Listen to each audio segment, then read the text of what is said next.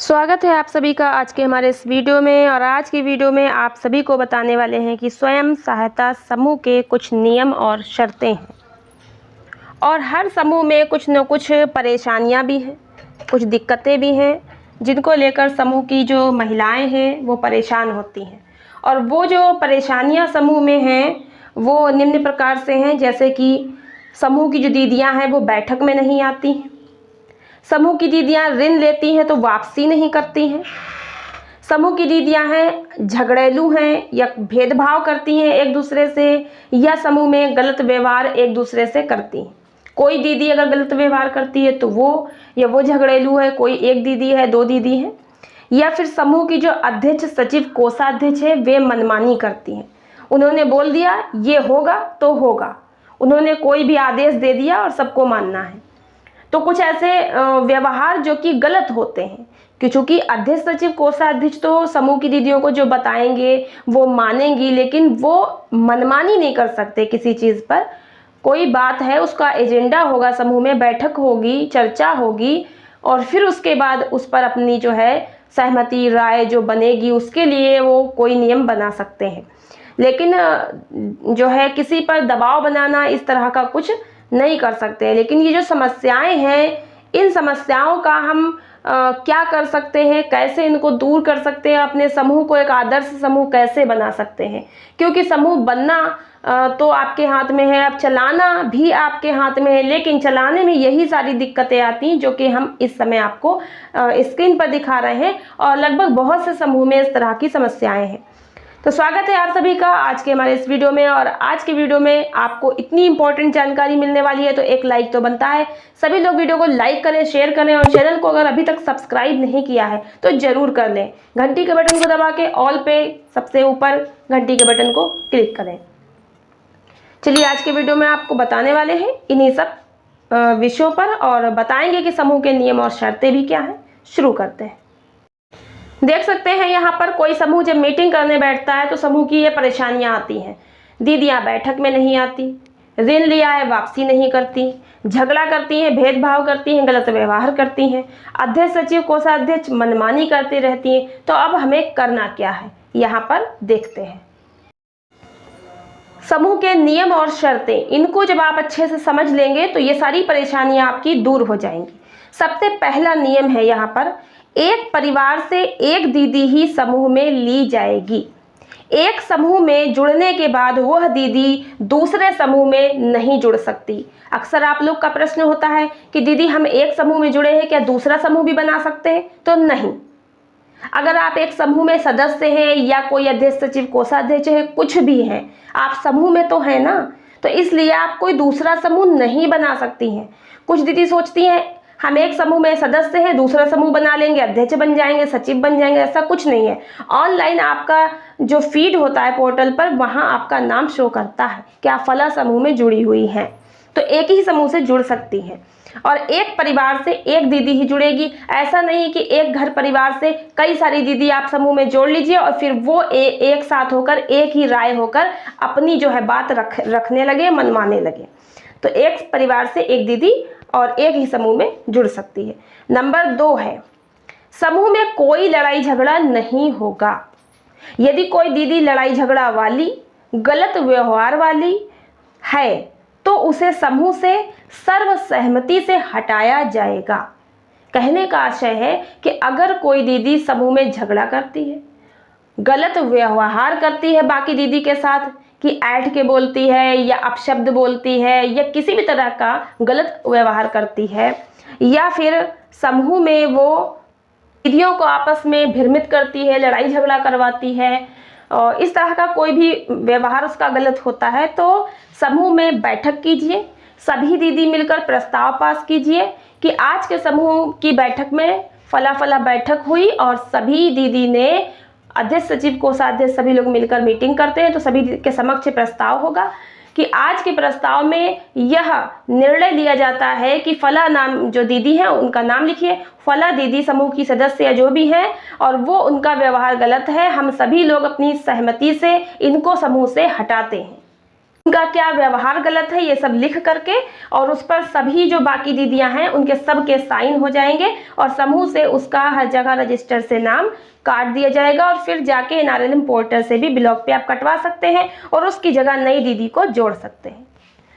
अब तीसरा है, यदि कोई समूह बिना सूचना, बिना कोई कारण बताए समूह को छोड़ता है तो उसकी बचत उसे वापस नहीं की जाएगी। मतलब कि जो 10 रुपये की बचत हर सप्ताह दीदी जमा करती है, ये आपको तभी वापस मिलेगी जब समूह के एंड तक, आप लास्ट तक समूह से जुड़े रहेंगे, या समूह स्वयं आपको किसी कारण से निकाल रहा है, आप खुद नहीं निकल रहे हैं। लेकिन अगर आप खुद दीदी समूह से बिना सूचना दिए, बिना कुछ बताए घर बैठ रही, मीटिंग में नहीं जा रही और कह दिया हम समूह में नहीं जुड़ेंगे, हमारी बचत वापस कर दो, या बिना कोई कारण के आप समूह छोड़ दे रही हैं और घर बैठे कह रही हैं हमारी समूह की बचत वापस कर दो, तो ऐसी स्थिति में आपकी बचत वापस नहीं दी जाएगी। तो बिना किसी सूचना के, बिना किसी कारण के ऐसे ही आप समूह में जुड़ गई आकर के और ऐसे ही आप निकल जाएंगी अपनी मर्जी से, तो आपकी बचत 10 रुपये वाली नहीं वापस दी जाएगी। और अगर आपने लोन ले रखा है, ऋण ले रखा है समूह से, तो वो आपको वापसी करना होगा, तभी आप समूह से नाम कटा सकते हैं। नंबर 4 है, यदि सदस्य बिना कारण समूह से अनुपस्थित है तो सर्वसहमति से दंड शुल्क लगाया जाएगा। यानी कभी कभी दीदी क्या करती हैं, बिना कारण बताए, बिना किसी बात के, अरे हम मीटिंग में नहीं जाएंगे, अनुपस्थित हो गई, तो ऐसी स्थिति में बैठक में सभी लोग सहमति से उन पर दंड शुल्क लगाएंगे। अगली बैठक में उनसे दंड शुल्क लिया जाएगा। दंड शुल्क अपनी इच्छा से आप लोग मीटिंग करके तय कर सकती हैं, 10 रुपये ले सकती हैं अगली मीटिंग में, या जो भी।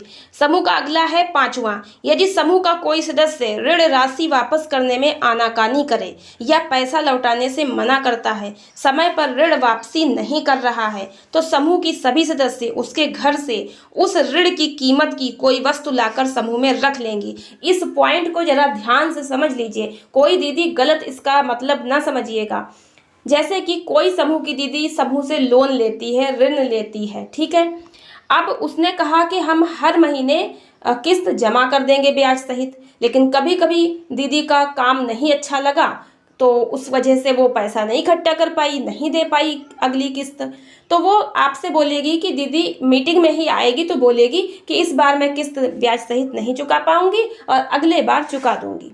तो उसको सहूलियत यानी कि मदद मिलेगी, उसको थोड़ी छूट मिलेगी, ठीक है।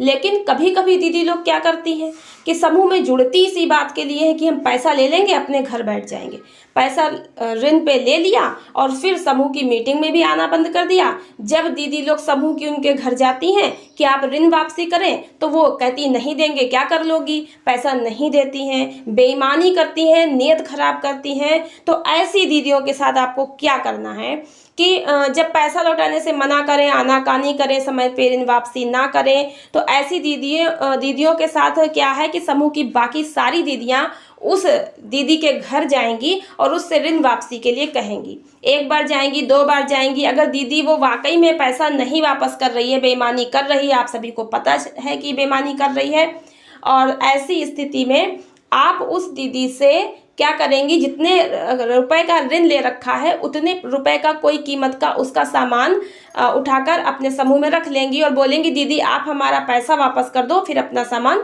ले जाओ। कोई दबाव नहीं, कोई झगड़ा नहीं, कोई लड़ाई ये आपको नहीं करनी है। क्योंकि बहुत सी दीदी, एक उदाहरण से आप समझ लीजिए, गुटखा खाती हैं।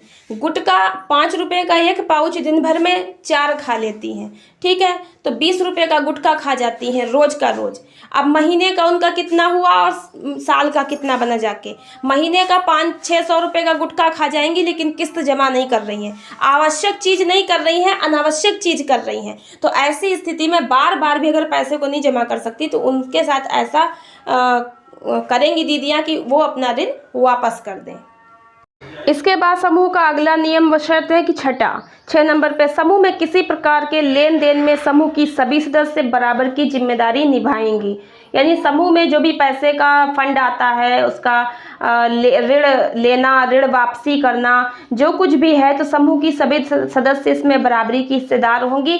अब कभी कभी क्या होता है कि पैसा आता है समूह में से, आरिफ का 15,000 आया, समूह में 10 दीदी हैं, तो आरिफ का 15,000 बहुत कम पैसा होता है, इसलिए समूह में तय कर लीजिए किस दीदी को ज़्यादा ज़रूरत है, तो उसी को पैसा दीजिए। इस तरह से आपस में मिलजुल कर आप लोग लेन देन को चला सकते हैं, अपनी अपनी जिम्मेदारी निभा सकते हैं। और फिर किसी दूसरी दीदी को आवश्यकता हो तो वो ले सकती है। तो सभी दीदियाँ बराबर की हिस्सेदार और जिम्मेदारी होती हैं, और समूह के जो भी रूल नियम हैं सभी बराबर की हकदार होती है। समूह कभी कोई परेशानी हो तो उसकी भी समूह में सभी दीदियाँ जिम्मेदार होती हैं, यानी सभी एकजुट होकर जुड़ी हैं। तो समूह को इस स्थिति से निकालकर अच्छे रूप में चलाना है। अगला यहाँ पे 7वां है कि समूह से ऋण लेने के बाद, बैंक से ऋण लेने के बाद CCL का जो पैसा आता है, यदि उस दीदी के साथ कोई घटना या दुर्घटना हो जाती है तो उसके परिवार से किसी दूसरी दीदी को जोड़ा जाएगा और लेन देन की जिम्मेदारी उसकी हो जाएगी। यानी किसी दीदी ने आपसे समूह में जुड़ी है, ऋण ले लिया है और फिर कोई घटना दुर्घटना हो जाती है उसके साथ है, तब उसके बाद उसका क्या होगा, ऋण कौन देगा, क्या होगा, तो उसके परिवार से कोई दूसरी दीदी को जोड़ा जाएगा। ठीक है, और फिर जो है पूरी जिम्मेदारी वो दीदी निभाएगी। अब यहाँ पर उसके परिवार से अगर कोई कह दे कि हम क्यों जुड़े, उन्होंने ऋण लिया था, तो भी जो महिला ने ऋण लिया है उसकी जिम्मेदारी उसके परिवार की होती है। क्योंकि अगर मान लीजिए समूह से महिला ने 200-300 कुछ ऋण लिया है तो समूह की महिलाएं उसको माफ़ कर सकती हैं, जो भी उनका निर्णय हो। लेकिन किसी ने अगर 20,000 50,000 ले रखा है तो वो कैसे माफ़ हो सकता है। तो ऐसी स्थिति में परिवार की जिम्मेदारी होती है कि वो महिला की जो जिम्मेदारी को वो परिवार में से कोई पूरा करे। तो इस तरह की जो है रूल नियम जो समूह के बारे में बताए गए हैं, नियम शर्तें, वो मैंने आपको बता दी हैं। मिलते हैं नेक्स्ट वीडियो में ऐसी इंपॉर्टेंट जानकारी के साथ। वीडियो पूरा एंड तक देखने का बहुत बहुत धन्यवाद।